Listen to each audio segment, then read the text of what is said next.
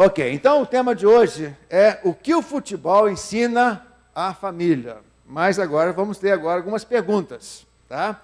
Quem entende tudo de futebol aqui? Levante a mão, por favor. Quem entende? Quem torce para o Corinthians aqui? Levante a mão. Quem torce para o São Paulo? Quem torce para o Santos? Quem torce para o Botafogo aqui? Levante a mão. Botafogo. Vem cá, irmão. Vem cá. Vem cá, deixa eu dar um abraço em você. Vem cá.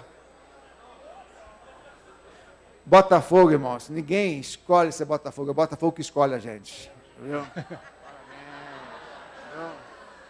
Tá? E aí, irmão, olha só. Olha. Eles não têm a consciência do que é uma camisa. Né? Então agora eu vou... Vocês não devem tratar o pastor assim. Pastor Carlos não ensina vocês a tratarem mal o pastor. Vamos ver então. Vou fazer algumas perguntas aqui. Qual é o time? Vamos lá? A primeira pergunta é a seguinte.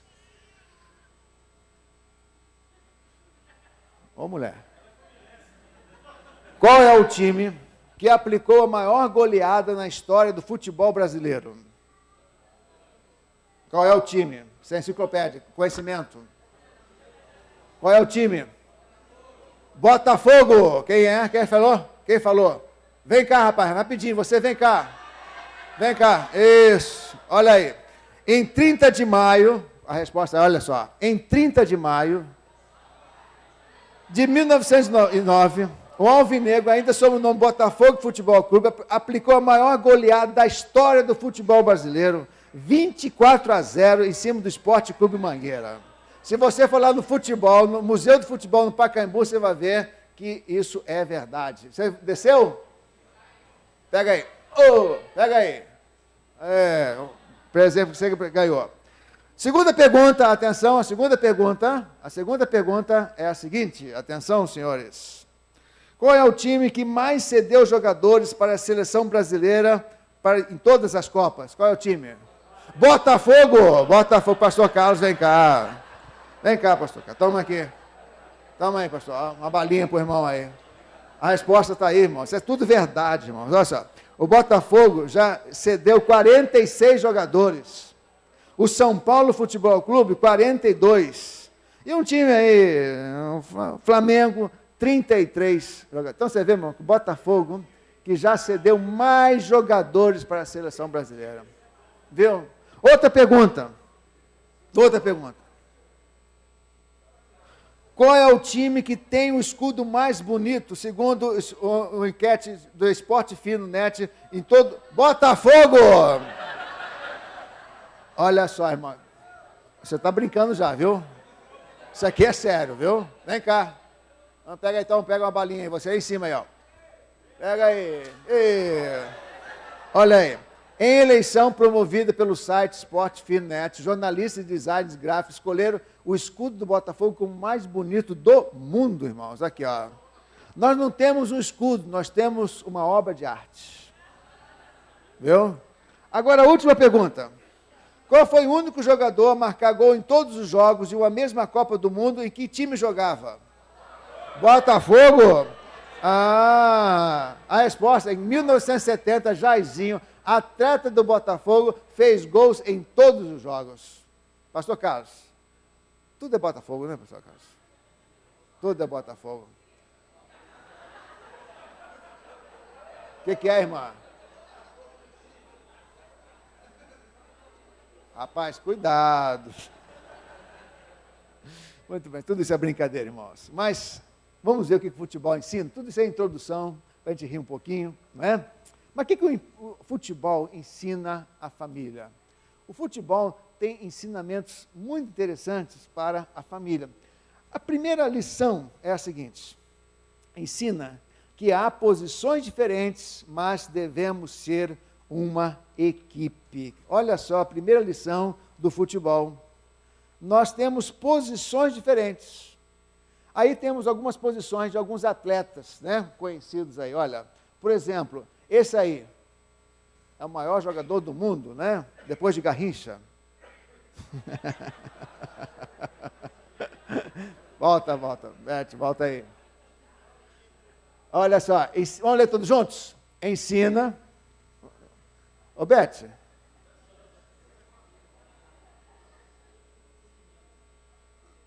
O que está vendo? Você está boicotando? É flamenguista, irmãos. Ela está boicotando o PowerPoint, né? Que posição ele ocupava? Meia esquerda. Posição meia esquerda. Era goleiro? Não, meia esquerda, não é isso? Aí tem outro jogador, esse jogador aí, vocês conhecem. Ok? Só dá um enter, né? Isso. Que jogador é esse aí?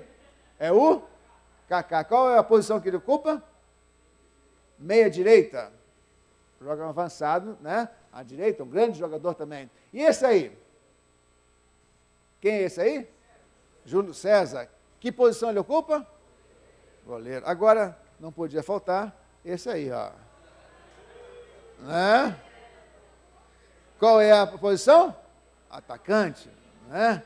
Irmãos, são posições diferentes, mas nós temos que trabalhar como equipe. Aí, veja só, equipes vencedoras, por exemplo, aí, olha só, são equipes que venceram. A seleção brasileira, cada um na sua posição diferente, mas formaram uma equipe vencedora. Mesma coisa na família, irmãos. Nós temos posições diferentes. Na família, a posição de pai, a posição de filho, a posição de esposa, a posição de marido, tá? São posições diferentes. Mas nós, na família, temos que ser uma equipe. Vocês lembram como a seleção de 1994, campeã do mundo lá, 94 não, foi nos Estados Unidos, foi Copa do Mundo 94, não é? Como que a seleção brasileira entrava em campo? De mãos dadas, simbolizando o quê? A união. E aquilo foi preponderante, importantíssimo para a seleção chegar à vitória. Um time que entra em campo dividido, já está meio caminho andado para a derrota. Porque a Bíblia diz o seguinte, uma casa dividida contra si mesmo não pode subsistir. Uma casa dividida contra si mesma, uma família dividida contra si mesma, não pode subsistir. Então, irmãos, marido tem que trabalhar com a esposa em parceria na criação dos filhos. Se a sua esposa, por exemplo, fala alguma coisa que você não concorda no que tange a educação dos filhos, você tem que apoiar a sua esposa, mesmo que você não concorde. À noite você pode conversar com ela, querida, eu acho que aquela palavra sua não foi muito adequada, podemos repensar, mas nunca desautorizar a sua esposa, ou vice-versa, na frente do seu filho, porque marido e esposa têm que ser parceiros, têm que estar unidos. Não pode haver divisão, os filhos não podem perceber divisão na questão de orientação. Mesmo que você não concorde, você tem que mais tarde conversar com ela, a não ser que a sua esposa vai fazer uma coisa que vai ameaçar a integridade física. Não, aí você tem que intervir. Não é? Mas, mesma coisa, pais e filhos, filhos e pais. A família, irmãos, tem que estar unida. Porque a Bíblia diz que uma casa, uma família dividida contra si mesmo não pode subsistir. E a Bíblia diz também, vamos dizer todos juntos? Olha só o que a Bíblia diz. Todos juntos? Para que não haja divisão no corpo, mas que os membros tenham igual cuidado uns dos outros. Olha que coisa boa. Aí está falando sobre a igreja, mas a família também é uma pequena igreja, né? A família é um corpo. Não pode haver separação, um tem que cuidar do outro. Quando a família está dividida, como a igreja está dividida, irmãos, é meio caminho andado para a derrota. Então, a primeira lição que temos que aprender, que um time, quando entra em campo já unido, pensando no mesmo placar, ele já tem meio caminho andado para a vitória. Mesmo que seja, do ponto de vista individual, mais fraco. Às vezes, individualmente, a gente pensa que aquele time vai ser o favorito, vai ganhar todos os jogos, mas às vezes há uma competição entre os jogadores internamente, não há uma união, e aquele time dos sonhos, né, com tantos jogadores de seleção, não vai para frente. Por quê? às vezes há muito estrelismo, às vezes há muita divisão interna. Isso impede o time ser campeão. Já vimos várias histórias de times que montaram uma equipe com jogadores fantásticos, mas perderam o campeonato. E às vezes aquele time que não investiu tanto, com jogadores mais humildes, foram campeões, porque eles formavam uma equipe, uma unidade. Então, a primeira coisa que o futebol nos ensina é que nós devemos ser uma equipe, devemos trabalhar em parceria, não ver o outro como um adversário, não dar bola nas costas, né? Às vezes, sabe o que é dar bola nas costas? O jogador está andando assim, e para a bola pegar a bola lá, o outro dá a bola aqui atrás, aí todo o ataque fica prejudicado. Então, a mesma coisa na família, devemos trabalhar como um corpo, juntos, um cuidando do outro, para sermos famílias vitoriosas. A segunda lição, vamos ver todos juntos? Ensina que existem regras a serem cumpridas. E aí nós temos a regra oficial do futebol, né? Toda modalidade esportiva tem regras. Todas as modalidades esportivas têm regras. E tem até o Arnaldo César que fala, a regra é clara, né? A regra é clara. E todos os jogos geralmente tem um comentador, né? Uma pessoa que faz um comentário da atuação do árbitro. Futebol tem regras, por exemplo, a regra do impedimento, né? A regra de reposição da bola, às vezes uma bola sai para a lateral, e às vezes o jogador pega a bola, né? E faz isso aqui, por exemplo, né? Assim, ó, assim, ele joga a bola, isso não é permitido, ele tem que jogar a bola aqui, né? Ele não pode fazer assim, ele não pode jogar a bola como se fosse um tijolo, é uma regra, e às vezes o árbitro tem que reverter aquela reposição de bola. Então, nós temos que cumprir a regra. E na Bíblia, irmãos, e qual é a regra que faz a família funcionar? Qual é o livro da família que mostra que devemos ser uma família? A regra para marido, para a esposa, para os pais, para os filhos, é a Bíblia. Esse aqui, irmãos, é o manual, é a regra, né? Fé e prática. A mensagem central desse livro aqui é qual? A mensagem principal. Qual é a mensagem principal da Bíblia? O amor de Deus ao homem mandou Jesus Cristo. Então, alguém disse que o texto áureo da Bíblia é João 3,16. Desde pequenininho nós aprendemos isso, vamos recitar? Porque Deus amou o mundo de tal maneira que deu o seu Filho unigênito para que todo aquele que nele crê não pereça, mas tenha a vida eterna. Esta é a mensagem principal da Bíblia. Mas a Bíblia tem regras para o marido, tem regras para a esposa, tem regra para os filhos, tem regras para os pais. Vamos ver então a regra de Deus para o marido. Olha só, maridos, fiquem em pé agora nesse momento. Todos os maridos vão ficar em pé agora. Olha só, qual é a regra de Deus para os maridos? Diz assim, maridos, ame cada um a sua mulher, assim como Cristo amou a igreja e entregou-se por ela para santificá-la. Está ouvindo, pastor Carlos? Tá? Presta atenção. Tá bom? Quando o irmão prega, todo mundo quer prestar atenção no irmão. Tá? Tá ligado com o notebook? Não.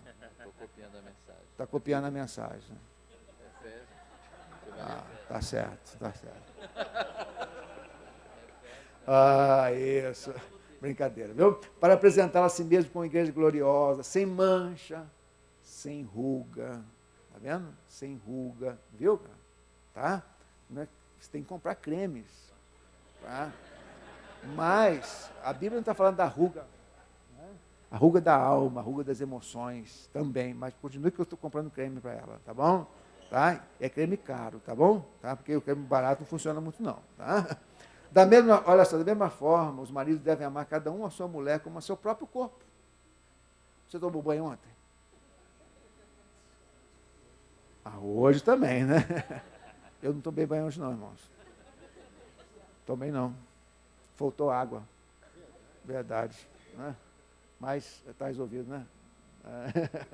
Você tomou banho ontem? Mas eu lavei o rosto, escovei o dente. Por quê? Isso mostra o quê? Você está cuidando de quê? Do seu corpo. Então, você deve cuidar do seu corpo, né? Cuidar da sua esposa, como você cuida bem do seu corpo. Fez a barba, não é isso? Está sarado, não está barrigudo, não é? É isso?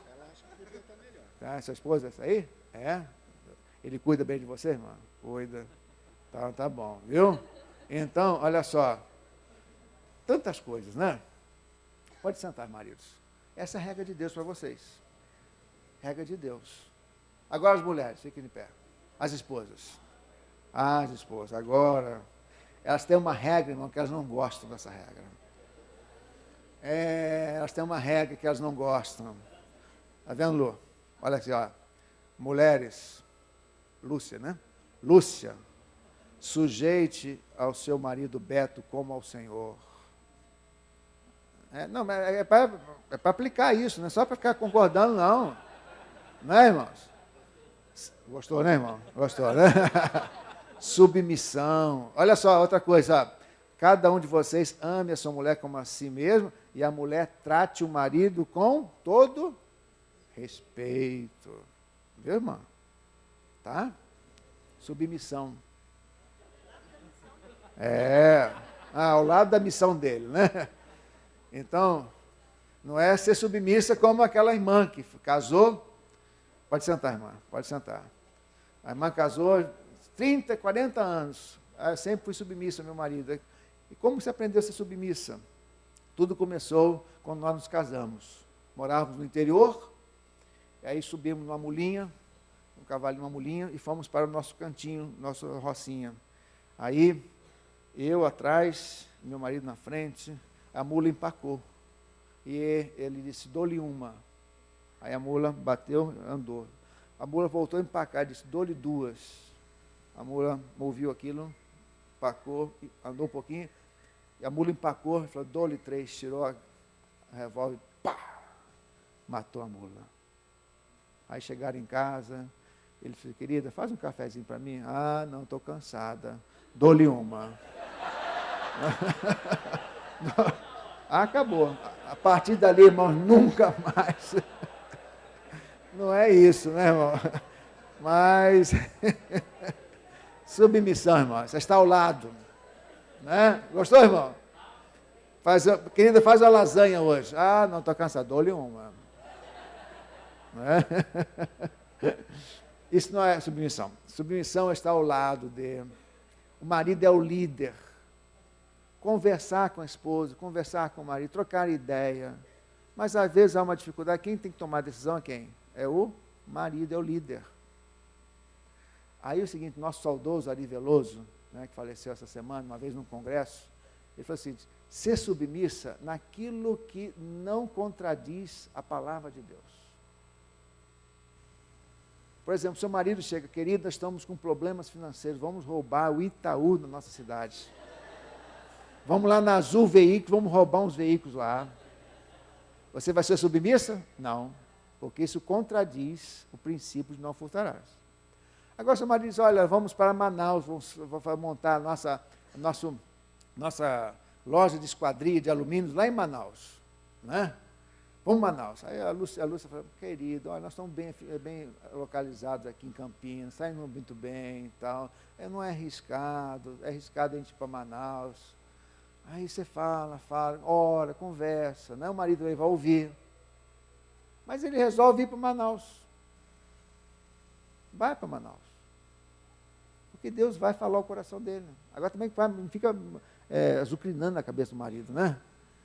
É naquilo que não contradiz. Agora, quando há diálogo, quando há compreensão, aí maridos, tem que ouvir as esposas, porque Deus colocou antenas nas esposas que o marido não tem. Né? Uma esposa tem uma anteninha assim, que eu não sei como é que a gente vê coisas que a gente não vê, mas quando há diálogo, tudo dá certo. Mas o líder da família, quem é? É o marido. Tá? É o marido. Agora tem regras para os pais. Cadê todos os pais? Todos os pais, fiquem em pé aí. Todos os pais, pais e mães. Olha só a regra para os pais. Pais, digam aí, meninos, filhos, repita comigo, os filhos vão dizer, pais, Não irritem a gente. Não nos irritem. Mais uma vez, pais. Não nos irritem. E vocês, pais, fala comigo, devem nos criar na instrução e no conselho do Senhor. Senhor, isso. Tem coisa que irrita a criança, né? Ficar comparando a criança. Ah, o seu irmão é mais inteligente que você, né?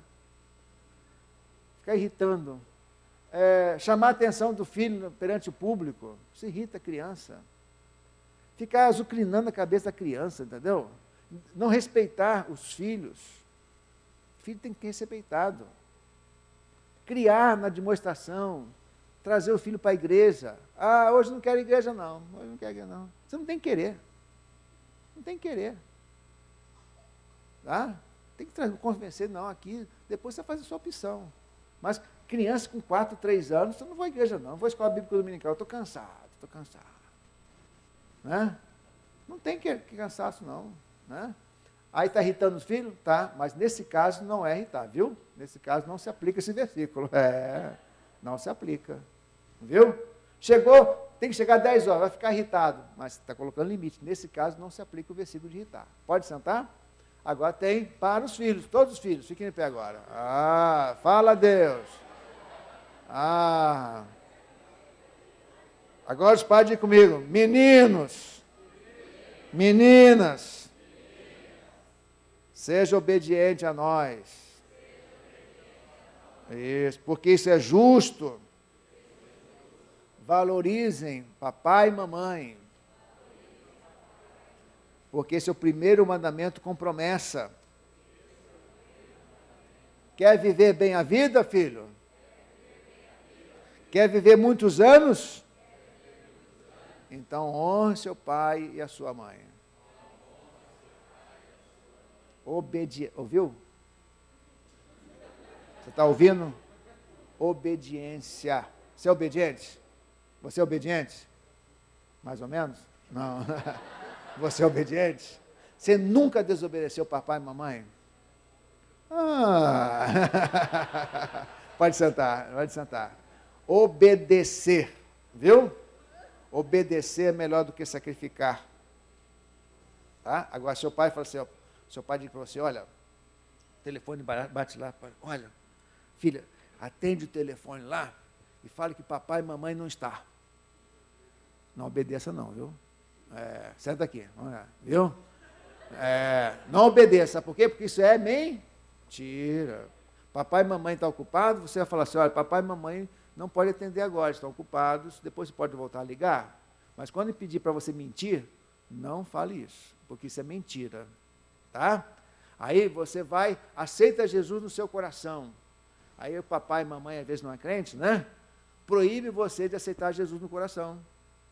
E agora, o que faz? Você pode desobedecer, sabia? Você pode desobedecer papai e mamãe, porque é uma decisão sua com Deus. Aí papai e mamãe diz, você não vai à igreja. Aí você vai, obedece ou desobedece? Hã? Desobedece? Não obedece. Criou confusão, criou? Olha só, porque você pode ser crente lá no seu quarto. Às vezes papai e mamãe não é crente, você quer aceitar Jesus de coração, você aceita. Agora, se papai diz, não vai à igreja, você vai obedecer, porque a igreja é importante, mas a igreja, você pode manter a sua vida de oração, de estudo da Bíblia, lá no seu quarto. Deu para entender? Tá? Aí seu pai diz, vamos assaltar o Banco Itaú, vocês vão obedecer ou desobedecer? Aí seu pai diz, vamos desligar o computador, está na hora de estudar, está na hora de dormir, 7 horas da noite, é hora de criança dormir, adolescente dormir. Você obedece ou desobedece? 7 horas da noite? 7 horas? Pode conversar, né? Mas obedece, não é? É claro que o pai também tem que ter bom senso, não é isso? Tá bom? Então, gente, tem regras. Se você não faz a sua parte na regra, o que vai dar? Vai dar o quê? Confusão, não é isso? Vai dar confusão. Então, tem regras. Outra coisa que o futebol ensina, olha só, todos juntos? Todos juntos. Ensina que há disciplina e que muitas vezes há punição.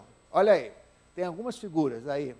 Essa primeira figura é uma disciplina que está exercendo. Qual é a disciplina aí, nesse caso? Uma advertência verbal, não é isso? Uma advertência verbal. Olha, parou, tá?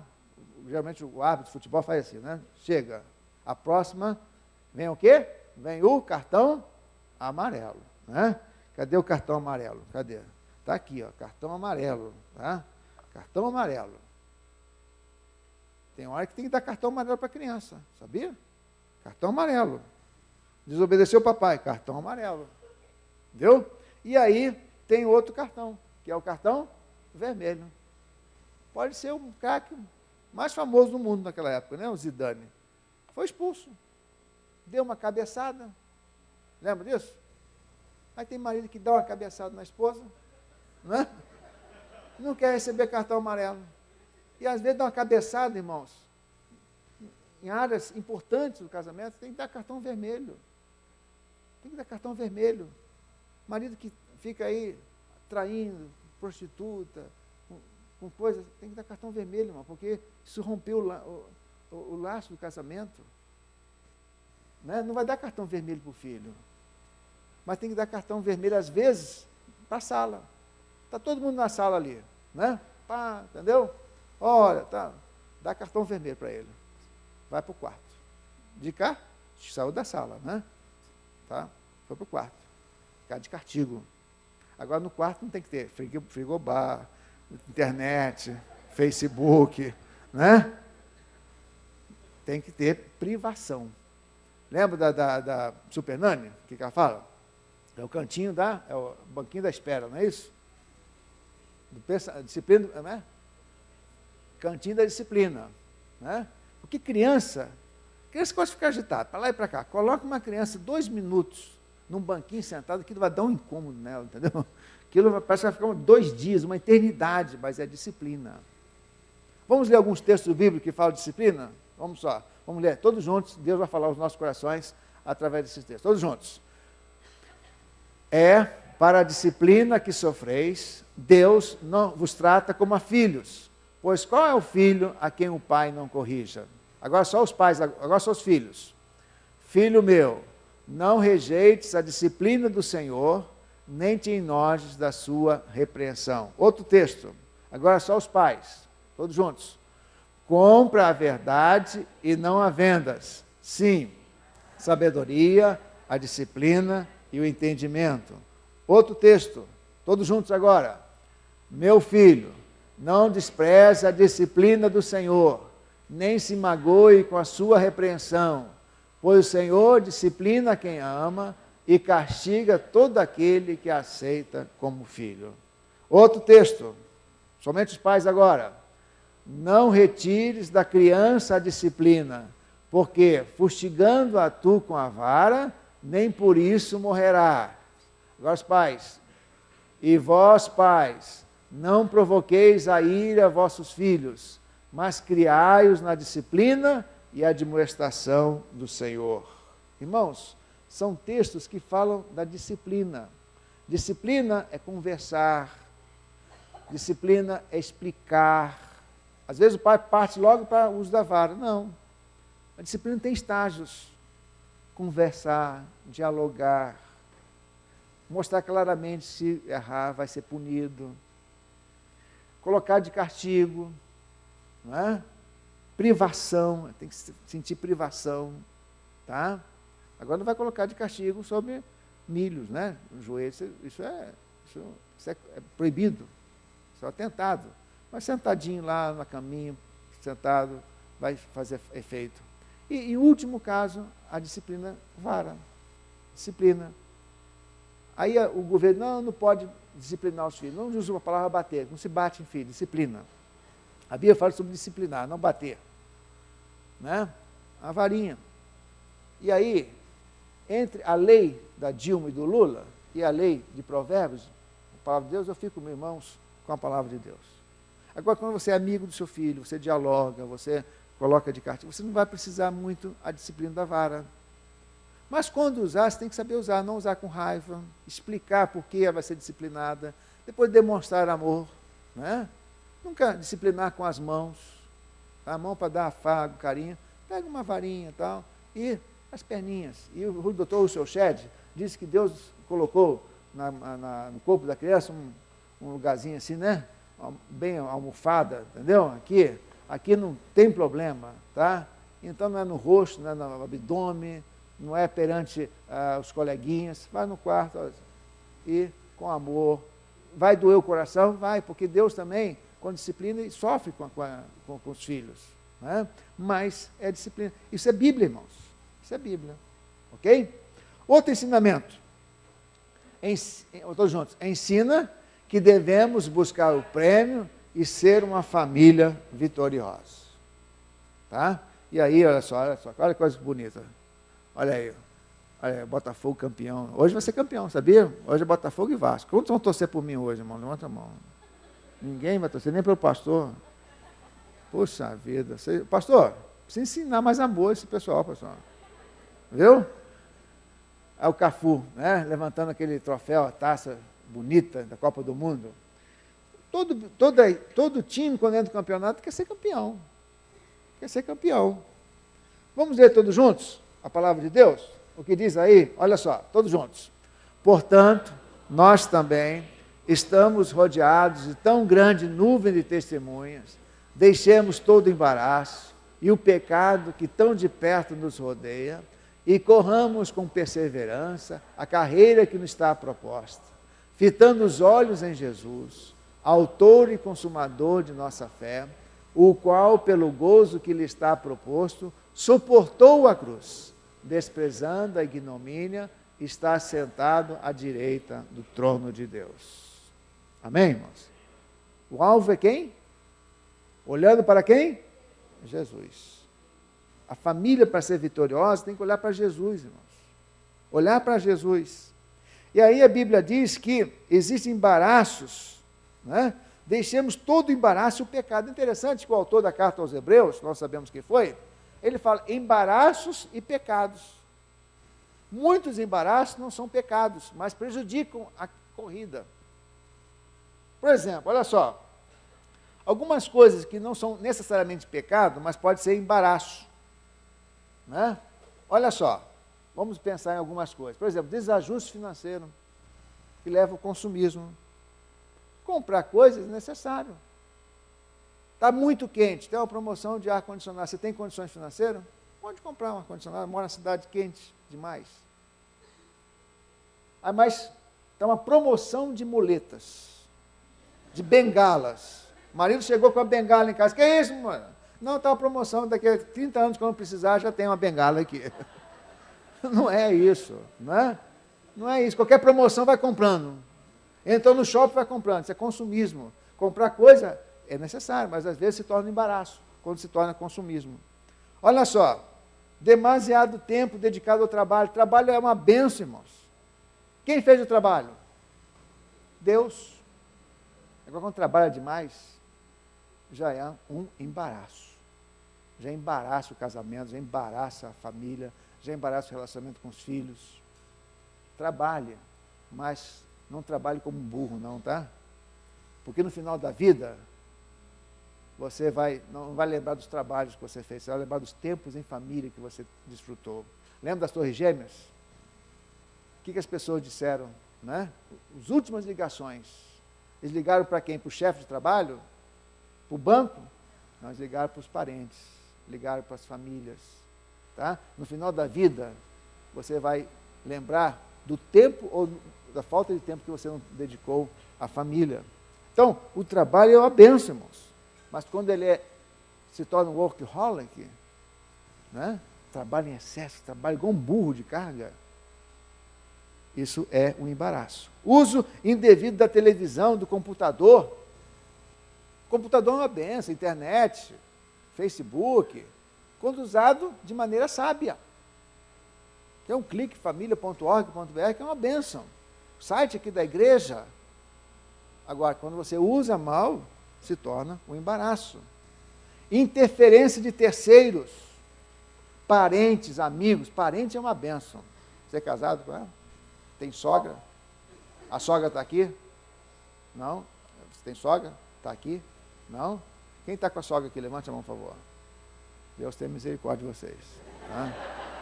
Você tem sogra aqui? A sua sogra está aqui? Olha, que doce de sogra, olha lá. Olha a carinha dela, uma doce. Né? Aquela sogra ali, olha o jeitinho dela. É o tipo de jeitinho de sogra que faz docinho para o meu genro. Por isso que está gordinho ali. Ó. Mora do lado. Uma vez, a Folha de São Paulo ligou para mim. Pastor, ele chamou, nós vimos um artigo seu aqui, diga não puxadinho. Podemos usar esse artigo aqui para o artigo da Folha? Pode. Então, como o Ministério abençoa, né? Então, pode morar junto? Perto? Junto, mas perto. Pode, mas coloque tramela, entendeu? Ferrolho, cadeado, segredo, cachorro, câmera. Estou exagerando, né? Limites. Né? Parente é uma bênção, mas quando começa a interferir na nossa vida, irmãos, é um problema. Amigos. Que coisa boa ter amigos, né? Mas tem amigo que leva para o caminho mal. Tem amigo que aconselha mal. Então, meninos, cuidado com a amizade que vocês fazem. As más companhias corrompem os bons costumes, não é isso?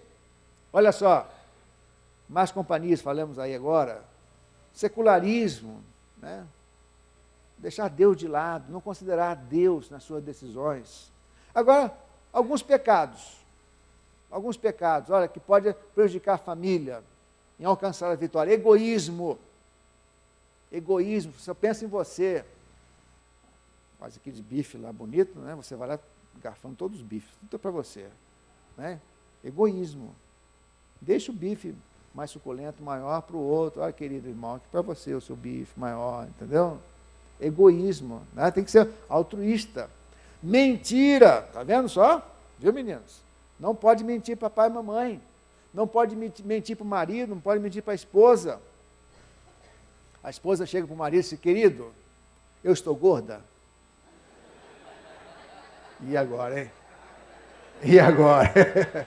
Querido, eu estou gorda. E agora? Não pode mentir? Então, aprendam comigo, maridos. Quando a sua esposa chegar para você e dizer, querida, eu estou gorda, ela não está querendo a resposta. Ela está perguntando, querida, você ainda me ama? Você tem algumas possibilidades. Você pode dizer assim, não vai dizer assim, não, já vi mais gorda. Não. Já teve mais gorda. Querida, eu estou gorda? Você fica linda, cheinha. Não, você vai dizer, querida, você continua linda, você é o amor da minha vida, entendeu? Ela não está querendo a sua resposta.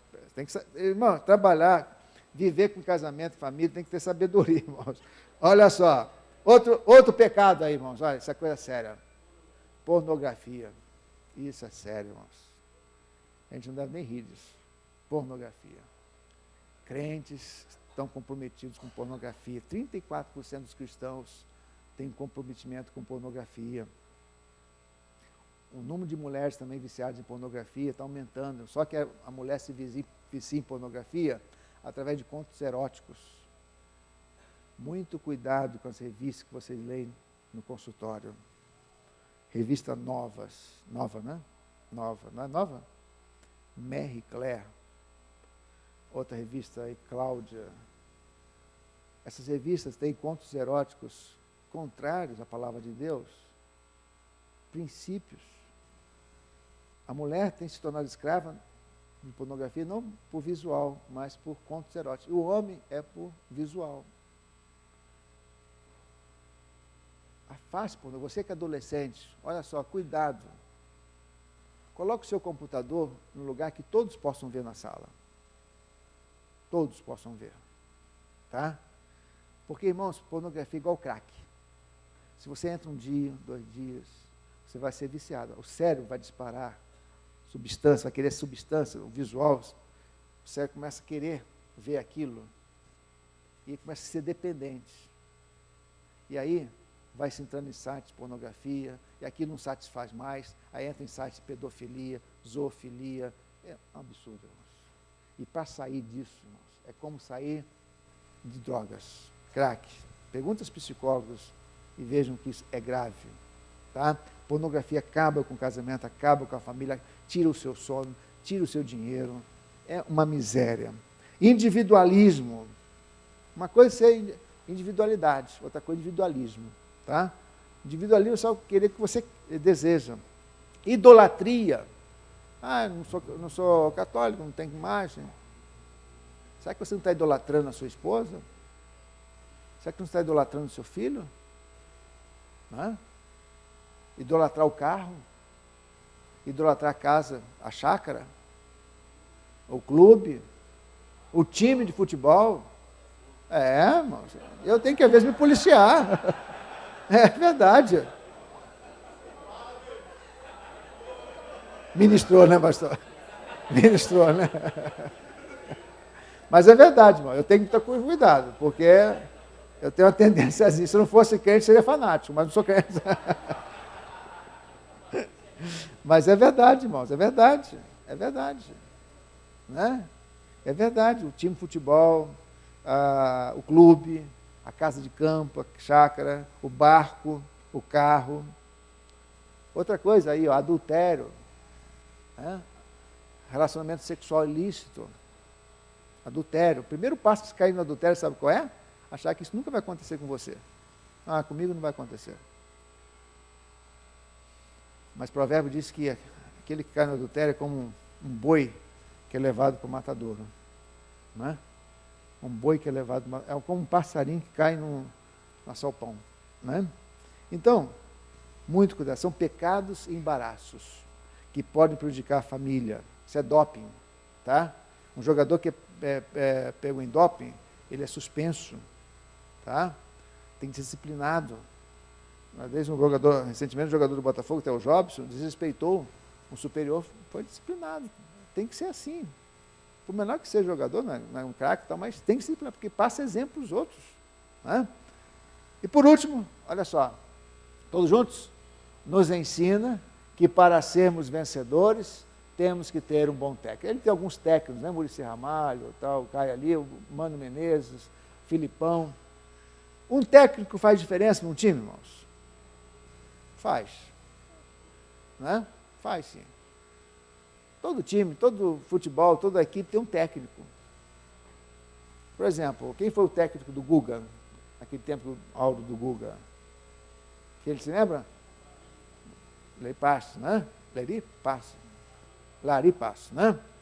Esse técnico do basquete aí, do vôlei, Bernardinho, o cara é campeão. Né? São técnicos famosos. Mas na família temos que ter um técnico. E quem é o nosso técnico da família? É Jesus. Não é? Olha aí Jesus. Vamos ler todos juntos? Disse Maria, façam tudo o que ele lhes mandar. Isso aí foi no outro contexto, quando Jesus estava transformando a água em vinho, lá em Caná da Galileia. Maria disse, olha, a solução não está em mim. A solução está em Jesus. Façam tudo o que ele lhes mandar. Não é? Isso. Então, para nós sermos vitoriosos, temos que fazer o que Jesus manda. Amar, perdoar. O que Jesus disse sobre perdão? Perdoar 70 vezes 7. O pastor Russell Shedd disse o seguinte, que quando Jesus disse 70 vezes 7, ele estava pensando no casamento. Esse versículo estava pensando no casamento. Que é isso mesmo, irmãos. Aí, nessa imagem que está aí, os irmãos se lembram de que os discípulos tinham pescado a noite inteira, não tinham? Pescado a noite inteira. Aí, chegar de manhã, Jesus disse para Pedro, como é que foi a pesca? E pegamos nada. Aí Jesus disse, vai para as águas profundas e joga as redes para o lado direito, não foi? Direito. Pedro era um excelente pescador. Ele poderia falar, Senhor, pescamos a noite inteira, não deu peixe, a lua não está favorável, o clima da água, a temperatura da água não está favorável. Senhor, você quer ensinar a mim? Eu sou pescador há muito tempo, Senhor. Aí Jesus disse, Pedro, jogue as redes em águas profundas, do lado direito. Aí Pedro disse o seguinte: Senhor, sobre a tua palavra, vou fazer isso. Aí foram lá, jogaram as redes, águas profundas, e a Bíblia diz que pegaram mais de 150 grandes peixes. Né? Quem mora em cidades litorâneas sabe o que é um grande peixe? Né? A gente que mora no Rio e tal, um grande peixe assim como daqui até aqui assim, ó, nas peixarias, grandes peixes. Irmãos, o que isso ensina? Às vezes o casamento não está dando certo, porque a gente faz a coisa da nossa maneira. Às vezes a criação dos filhos não está dando certo, porque ele está fazendo a coisa da nossa maneira, do nosso jeito de ser. Eu entendo de filho, eu sou casado e tal, vou fazer a coisa da minha maneira. Relacione-se com os pais da coisa da sua maneira. Mas, meus irmãos, as coisas não devem ser feitas de acordo com a nossa maneira, mas de acordo com a maneira de Deus. Amém? De acordo com a maneira de Cristo. Chame Jesus para ser o técnico do seu casamento. Está com problema em educar o seu filho? Chame Jesus. Porque ele foi filho. Ele obedeceu Maria, José, ele sabe o que é isso. Ele vai ajudar você na criação dos seus filhos. Está com problema com o seu marido? Senhor, me ajude a viver com esse homem, a viver com essa mulher, a viver com o papai e com a mamãe. Eu quero que tu seja o técnico na minha vida, Senhor. Às vezes a tática está diferente, o jeito de jogar está diferente, mas eu quero agora, a partir do segundo tempo, a partir desse congresso, desse intervalo, sair aqui desse local com uma nova visão. Eu quero fazer o que tu queres, o que tu mandares. E aí, irmãos, com certeza, a gente vai ter vinho novo no nosso casamento, amém? A gente vai ter vinho novo no relacionamento com os filhos. A gente não vai ter sardinha, não. A gente vai ter peixe grande na nossa família. Vai ter pescar coisas grandes, coisas fartas no nosso casamento e na nossa família. Amém? Feche seus olhos agora. Feche seus olhos. E vamos orar nesse momento. Se Deus falou o seu coração em alguma parte dessa mensagem, se Deus falou o seu coração para ser um filho mais obediente, chamar Jesus para ser mais presente no seu casamento, na sua família, se Deus está falando no seu coração agora, fique de pé nesse momento. Fique de pé. Que Deus abençoe. Se Deus falou alguma palavra, às vezes num congresso, num evento, irmãos, a gente não guarda tudo, não. Mas com certeza uma frase, um desafio, uma palavra vai ficar marcada para sempre em nossa memória.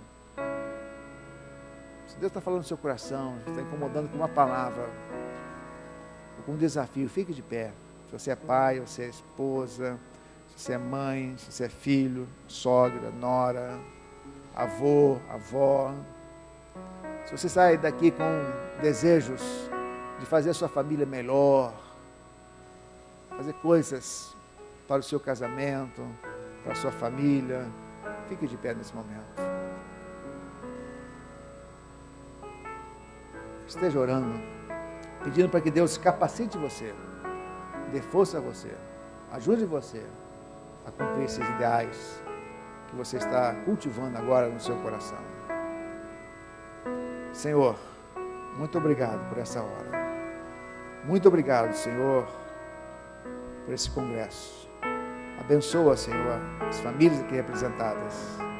Abençoa seus pais, as mães, filhos, filhas, maridos, esposas, sogras, noras, netos, avós, genros, cunhados, tios, tias.